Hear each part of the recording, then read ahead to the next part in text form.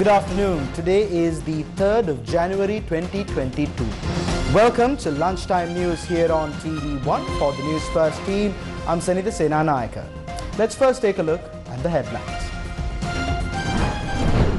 People continue to line up in queues to purchase gas cylinders.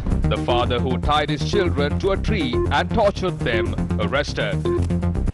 Sapugaskanda oil refinery closed for the second time. Public servants return to office and schools open island-wide. Accidents in 9 days claim the lives of 86 people. Sudan's Prime Minister Abdallah Hamdok resigns after protests by people. Let's take a look at those stories in detail. The shortage of gas cylinders is continuing to disrupt the daily lives of the people. Even today, people were seen queuing up with the expectation of purchasing a gas cylinder. The residents of Kadawatha were severely inconvenienced today as well as a result of insufficient gas cylinders to meet their demand. This queue, which is being seen opposite the Litro Gas Distribution Centre in Kadawatha, was formed last night. මොකද්ද මේක ජීවිතේ තේරුම බැරණයි යන්න ඕනේ ඊ ආව එකට රායකට දැන් අද ආව හතරට ඊයේ ගන්න බැරි වුණානේ ඉතින්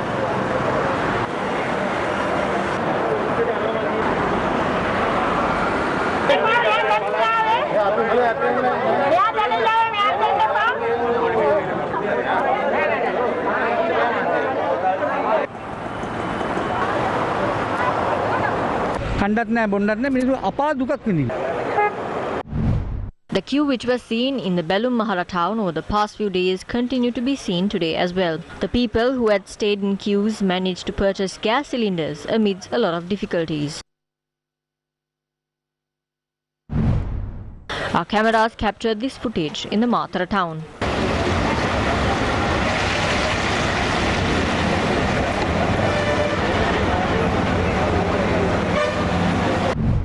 An explosion was prevented in a house in Badulla when the residents identified a gas leak. The residents said this was identified after the residents did a check-up using soap foam and inspected the gas cylinder. Due to the shortage of gas cylinders in the country, traditional clay pottery industry has seen a significant growth.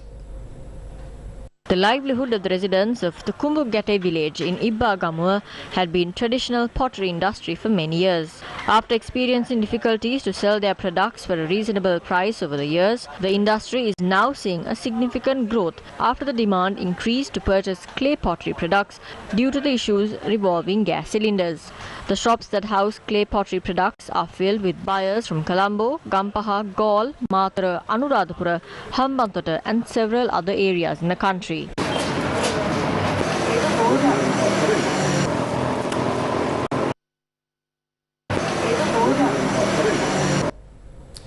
Taking a look at a story that has made headlines this afternoon, the Ministry of Power and Energy has decided to temporarily close the Sapugaskanda oil refinery once again with effect from today.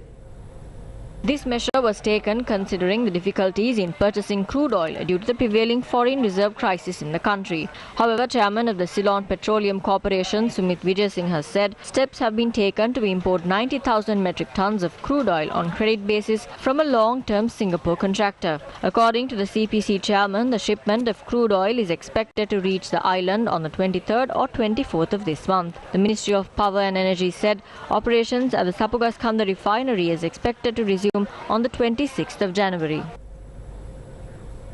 In more local news, farmers of Bulat Sinhala and Haliala point out that they will not be able to reap a good harvest owing to the shortage of fertilizer. The farmers of the Chinnigaha Kattiya paddy fields in Naragala in Bulat Sinhala are facing a crisis without an alternative option to survive. The farming community, which commenced cultivation with an enormous expectation during the Maha season, did not receive the required fertilizer. Although the government provided the liquid fertilizer for their cultivation, the farmers allege it is insufficient to reap a proper harvest.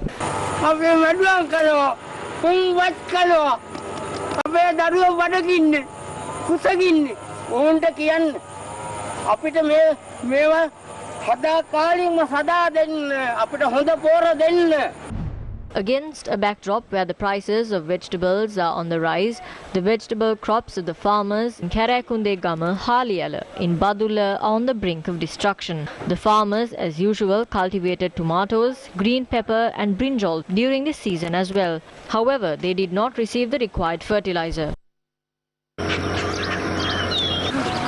Farmers say if the situation continues, the crops will be completely destroyed and they are requesting the authorities to provide a solution. When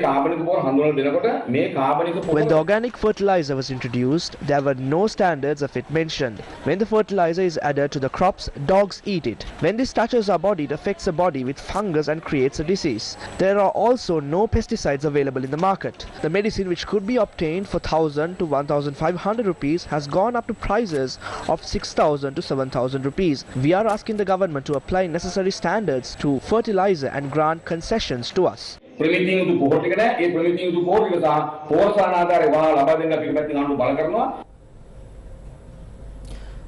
Vijayveera of the Devana Parapura says the people could be victorious by adopting a change to the current political structure rather than an exchange of people. There is no point in us clashing with India. It is a powerful country in the world. We are a sensitive country with regard to our politics. We have to be strategic. The youth of this country must work together to reclaim the Hambantota port and the oil tanks in Trincomalee. We must go for a service economy. We must bring in foreign exchange. We should use this tourism sector. We need to create new entrepreneurs. Sri Lanka is surrounded by an ocean 8 times the size of the land, which zones across 65,500 square kilometers. The fish stock of this aquatic resource should be used to our advantage. The children of this country will have to come up with new ways, create a new society and take back what has already been mortgaged. We can't rebuild our country by blaming the higher-ups at the bank or our fathers. There's a hidden crisis in our social system that had lasted for 75 years, since the time of Mr. Sena Nayaka. In order to get out of this crisis, we need a new group of people or a new government. We cannot rebuild this country with the existing political parties by selling the country. What will happen if we hand over the power of this country to Chinese President Xi Jinping? He will also end up being a thief within the current system in the country. There is no point in bringing new people instead of changing the system. The society must change and the people need to be changed. We are of the stance that there has to be a change in the way people think in Sri Lanka.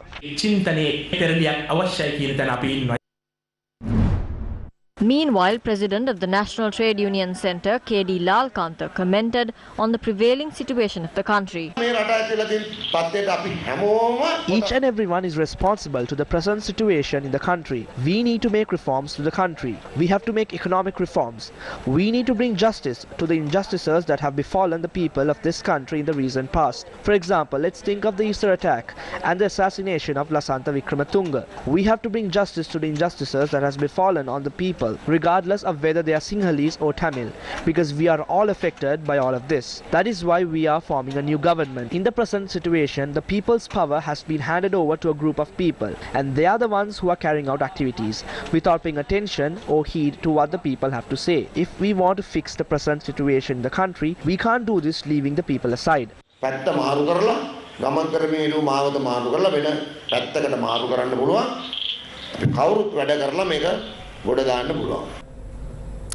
The first academic term of the year 2022 began today. Schools reopened under proper health procedures. The Ministry of Education stated that although schools will commence from today, the grades will not be promoted as the academic year for 2021 will be operational until the 8th of April. Secretary to the Education Ministry, Professor Kapila Pereira, said they have instructed authorities to take steps to cover the subjects that were missed in the previous grades. Students can attend schools in batches. With the reopening of schools today, our correspondent stated that attendance of students from Colombo was at a high level. Students were seen adhering to proper health guidelines when entering schools. The new school term of the students of Sujata Primary College in Madura commenced after the chanting of Pirit. Attendance of students as well as teachers was at a satisfactory level. Our cameras captured students in Gaul attending schools with much interest.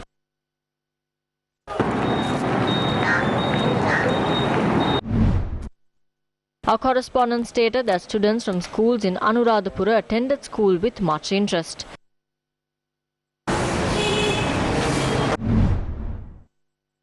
Attendance of students and teachers in schools from Kandy was at a satisfactory level. It was seen that children were adhering to proper health procedures.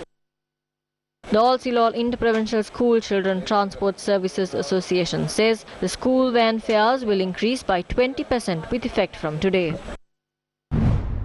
Given the spread of the COVID-19 pandemic, public servants were allowed to work at the discretion of the respective head of institution in the recent past. According to the circular issued by the Ministry of Public Service, provincial councils and local government, the public service will resume at full capacity with effect from today in accordance with the health guidelines issued by the Director General of Health Services. In more local news, police media spokesperson, Senior Superintendent of Police Nihal Talduwa said that 86 people have died due to accidents from the 25th of December to the 2nd of January. From the 25th to the 31st of December, 52 accidents were reported island-wide, claiming the lives of 53 people. In 2021, a total of 2,365 accidents were reported, and those accidents claimed the lives of 2,461 people. 5,383 have been severely injured. On the 1st of January, 18 people died due to road accidents. Also on the 2nd of January, 11 accidents were reported in the country. Also, 3 more people have died during the first 2 days of this year. Altogether, from the 25th of December 2021 to the 2nd of January, 86 people have died due to road accidents.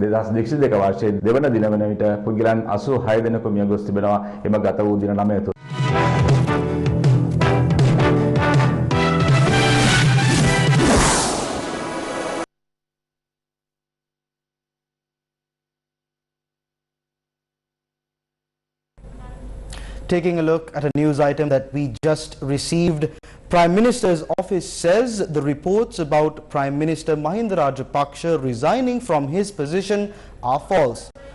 In a statement, the PM's office said the Prime Minister rejects the reports that are misleading the people. Taking a look at that news item once more, Prime Minister's office says the reports about Prime Minister Mahinda Rajapaksa resigning from his position are false.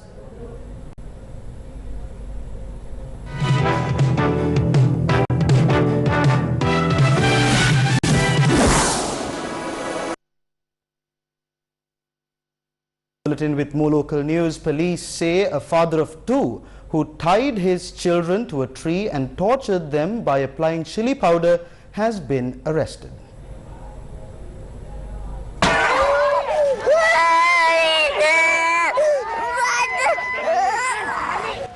Police spokesperson, attorney at law SSP Nihal Talduwa said a 6-year-old boy and a 7-year-old girl were tortured in this manner. The 2 children have been admitted to the Dikkoya Base Hospital for treatment.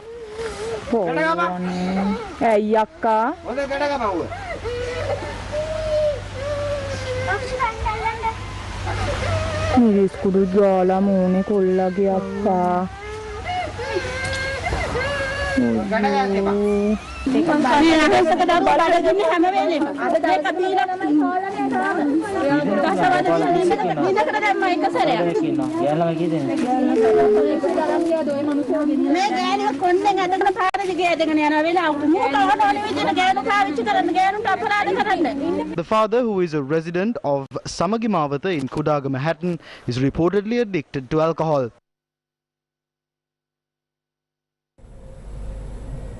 In more local news, a 69-year-old woman died of burns in a house fire in the Alapatha area where there was no gas or electricity supply to the house.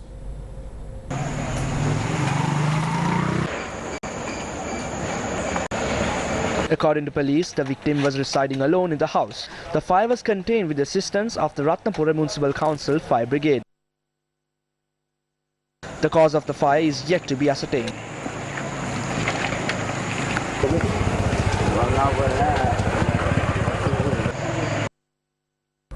Opposition leader Sajith Premadasa visited Ranjan Ramanayaka at the New Magazine prison this morning. Opposition leader Sajith Premadasa expressed the following views to the media afterwards. Ranjan Ramanayaka Manava Hitavadi. We are commending the excise to acquit Ranjan Ramanayaka legally and democratically from all cases filed against him. We request the President to release Ranjan Ramanayaka with all his rights in the future. This is an era where people are suffering to a great extent. The government has not taken measures to protect the rights of the people. They have not taken measures to secure the people's right to live. If we are in power, this situation wouldn't have happened. And that brings us to an end of this edition of Lunchtime News here on TV1. For the News First team, I've been Senita Senanayaka. Take care and stay safe.